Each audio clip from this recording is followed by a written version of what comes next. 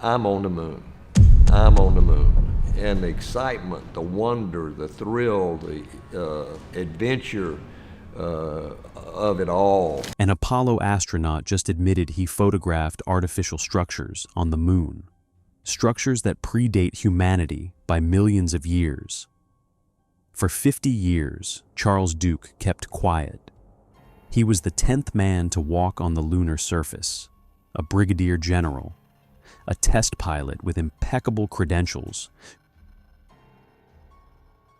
They can appear, and so nothing human can make a 90-degree turn at 3,000 miles an hour. And that's my people laugh at me generally, but I'm not going to be, I don't care. Who performed flawlessly on one of history's most complex missions.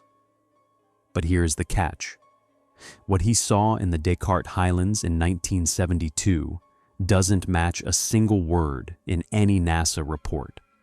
And the photos he took, they've never been released.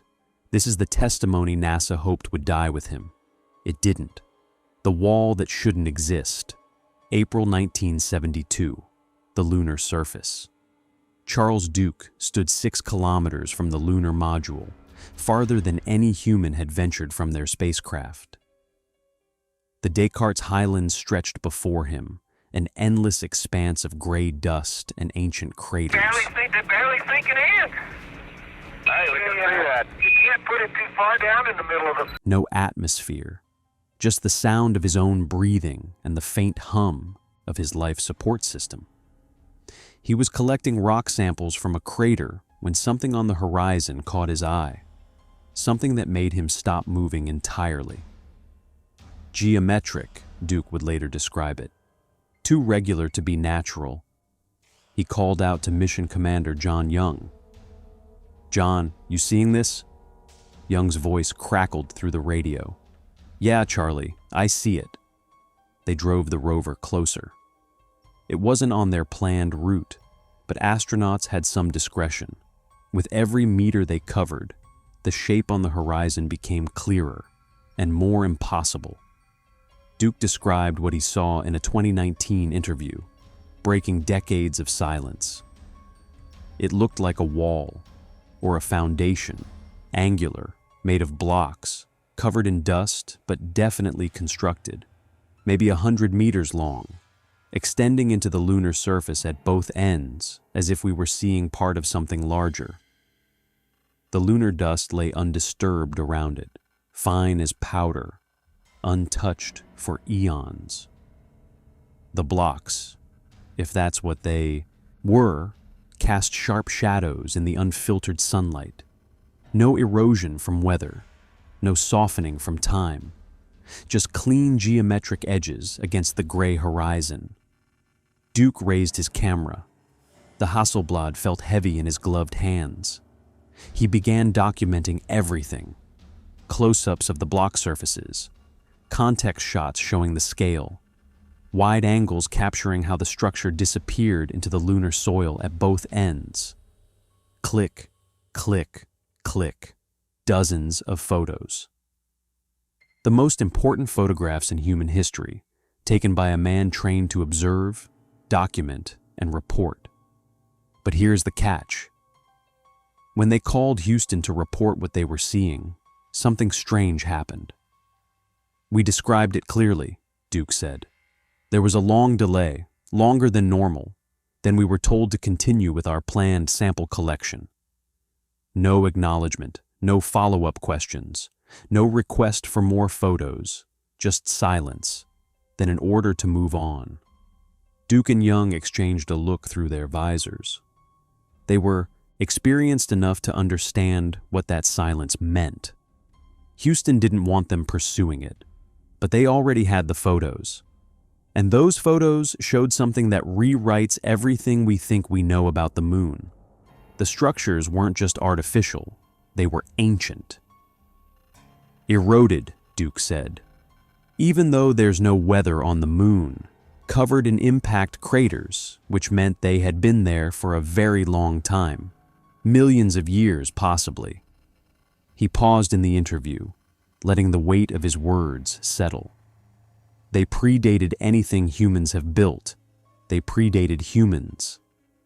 The silence that lasted 50 years. So why did it take Charles Duke 40 years to tell anyone? To understand the weight of his silence, you need to understand who Charles Duke was. He wasn't a UFO enthusiast looking for attention. He wasn't a conspiracy theorist with something to sell. He was the voice of mission control that Neil Armstrong and Buzz Aldrin heard during humanity's first moon landing. When Eagle touched down, it was Duke who spoke from Houston. "Roger, tranquility. We copy you on the ground. You got a bunch of guys about to turn blue. We're breathing again. Thanks a lot." Calm, professional, by the book.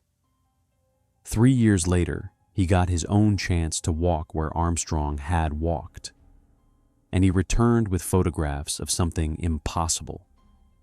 When Apollo 16 splashed down on April 27, 1972, Duke and his crewmates were treated as heroes. Ticker tape parades, a White House visit, a world tour. Duke gave hundreds of interviews about the technical aspects of the mission, the geology, the experiments, the beauty of Earth seen from space. But about the structures? Not a word. "We knew nobody would believe us," Duke explained decades later. "Or worse, they'd think we were crazy. So we kept quiet." But here is the catch. Duke wasn't the only one keeping quiet. The change began around 2015, when Duke was in his 80s. He started giving interviews that went beyond the standard Apollo story. He began describing experiences that had no place in any mission report. He talked about the light being wrong, not just different, wrong. Sunlight on the moon should be pure white, maybe slightly yellow. No atmosphere to scatter it. Basic physics. But sometimes, when I looked in certain directions, I'd see colors that shouldn't be there. Blues, purples, not reflections. The light itself was colored, and it would shift. I'd look away and look back, and it would be different. He talked about sounds where there should be none. You can't hear anything on the moon. No air, no sound transmission. We knew that, but I heard things. Not through the radio, not mechanical sounds from the suit. I heard tones, frequencies, sometimes harmonic, sometimes discordant. I asked John if he heard it. He did. We both did. But we didn't report it. Because it was impossible. He talked about the overwhelming sense of being watched. Every astronaut who walked on the moon will tell you the same thing if they're honest. You feel observed. Not by Houston. That's different. You feel like there's attention on you. Presence. Awareness. Not threatening, but enormous. Like standing in front of something vast that's paying attention to you. And he described moments where time itself seemed to malfunction. We had strict schedules, every minute accounted for. But there were periods where I'd be working, focused on a task, and suddenly realize that, according to my suit timer, 20 minutes had passed. But it felt like 2 minutes, or the reverse. A task that should take 5 minutes would feel like an hour. John experienced it too.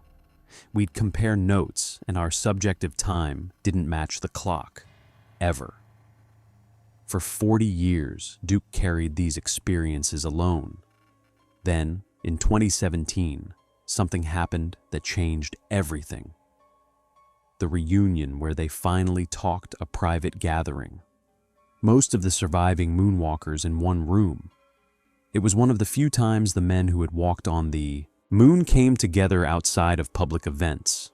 No cameras, no reporters, no NASA officials monitoring what was said. And according to Duke, they had a conversation they had never had publicly. A conversation about what they had actually experienced. Everyone had anomalies, Duke revealed later. Different things for different missions, but nobody's experience matched what NASA told the public. The room fell quiet as these aging heroes, men who had seen things no other humans had seen, finally compared notes, different missions, different years, different locations on the lunar surface, but the same impossible experiences, the same silence afterward. And we all knew we couldn't talk about it, Duke said. Not because NASA threatened us, they didn't, but because we knew nobody would believe us. Or worse, they'd think we were crazy, so we kept quiet, all of us. But here is the catch. Duke wasn't the only Apollo astronaut breaking his silence. Buzz Aldrin, in a 2018 interview, mentioned monoliths on Mars' moon Phobos. People should want to know what put them there, he said. Edgar Mitchell spoke for years about government knowledge of extraterrestrial intelligence before his death. Al Worden, Apollo 15's command module pilot, stated publicly that he believed humans were descendants of ancient aliens. These weren't fringe figures.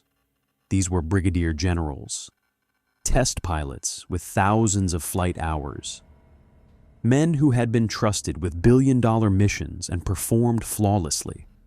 And in their later years, free from NASA employment, no longer concerned with careers or reputations, they were all saying the same thing.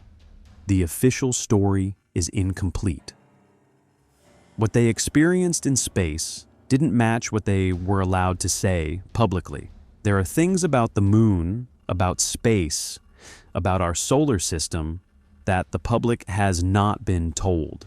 If this testimony from a decorated Apollo astronaut is making you question everything you thought you knew about the moon, hit that subscribe button and turn on notifications, because we're just getting started. The photos NASA buried. The photographs exist. Duke knows they exist because he took them. Dozens of images documenting artificial structures on the lunar surface. Close-ups showing the texture of the blocks. Wide shots revealing the scale. Context photos proving this wasn't a trick of light or a natural formation that happened to look geometric. So, where are they? Those photos were never released, Duke stated bluntly. Not to the public, not to the scientific community. I've asked NASA about them multiple times over the years. The answers he received tell their own story, classified for technical reasons, lost due to archival issues, too poor quality to release. But here's the catch. Duke took those photos with the same Hasselblad camera that captured every other image from Apollo 16. The same film, the same conditions. Hundreds of other photos from that mission have been released. Only the ones showing the structures remain locked away. They were perfectly clear, Duke insisted, and they showed exactly what we saw, artificial structures on the moon. The suppression goes deeper than photographs. Radio transcripts from Apollo missions contain gaps, sections of the official record marked transmission interrupted or technical difficulties. But the astronauts claim they were having clear conversations during those periods, conversations that were apparently not preserved in the public record. Several former NASA employees have corroborated in carefully vague terms that there were unusual findings from Apollo missions that were set aside for further analysis. Analysis that apparently never concluded. Findings that were apparently never discussed publicly. Duke's explanation cuts to the heart of it. I don't think it's a cover-up in the conspiracy sense. I think it's institutional paralysis. NASA doesn't know what to do with information that doesn't fit the scientific paradigm. They have data, photos, measurements, observations from multiple missions that suggest the moon is far stranger than the simple dead rock narrative. But they can't release it without fundamentally challenging what people believe about our place in the universe. He paused. So they sit on it. It's not malicious. It's cowardice. The rocks brought back from the moon have been studied extensively. They confirm the moon is ancient, geologically dead, never had an atmosphere. But Duke argues this doesn't contradict what he saw. The structures weren't made by moon natives. They were built by something that came from elsewhere. The moon's geology tells us its natural history. What we saw tells us its archaeological history. They're not contradictory. And perhaps, most tellingly, Duke's descriptions match, in surprising detail, anomalies reported by other astronauts from different missions. The sense of presence, the strange light, the feeling of time distortion, the structures. If Duke were simply confabulating or seeking attention, you would expect his claims to be unique. Instead, they corroborate what others have hinted at for decades. The question that won't let us sleep.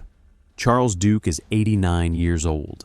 He knows his time is limited, and he's spending what remains doing something that would have been unthinkable earlier in his life, challenging the official narrative of the Apollo program. "I'm not trying to diminish Apollo's achievements," he says. "I remain enormously proud of what we accomplished. But the story we tell about the moon is incomplete, and that incompleteness is holding us back. Why did we stop going? The official answer is budget constraints. Public interest waned. NASA shifted priorities. But Duke believes the real reason is simpler and more disturbing. The people making decisions realized the moon raised questions they couldn't answer. It was easier to stop going than to confront what was being found. We could have continued, Duke said. We could have built bases, sent more missions, really explored what's there. But we stopped. We stopped after Apollo 17 in 1972, and we've barely been back since. 50 years, half a century since humans walked on the moon. And still, those photographs remain classified. Duke's final message, repeated across his recent interviews, lands like a verdict. I walked on the moon. I saw things that are not in any official report. I'm telling you this because I believe you deserve to know. The moon is not what you've been told. Space is not what you've been told. And if we want to move forward as a species, we need to start with an honest accounting of what we've discovered.